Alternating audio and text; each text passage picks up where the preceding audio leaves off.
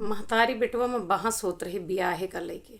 बेटवा कहत रहा, मम्मी हम शादी करब तो वही लड़की से करब जो का हम पसंद करी थी, और तुहू का विश्वास दिलावत ही इस लड़की अगर तू चिराग लेके हेरबू ना तब्बो ना दुनिया में पाए सकत हूँ।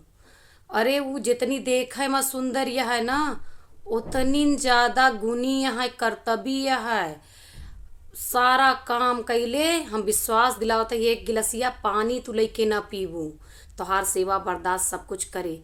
मम्मी हो इतनी संस्कारी है।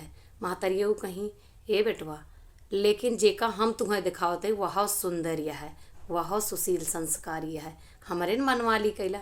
कहे मम्मी देखा पहले तो हम उसे प्यार करी थी, और दूसरी बात ये है कि अगर स्वर्ग से अप्सरा उतर के आवे और कहें कि तू हमसे ब्याह कैला तो हम उनका नहिकार देव, लेकिन वह लड़की का ना नहिकारब जिससे हम प्रेम करी थी।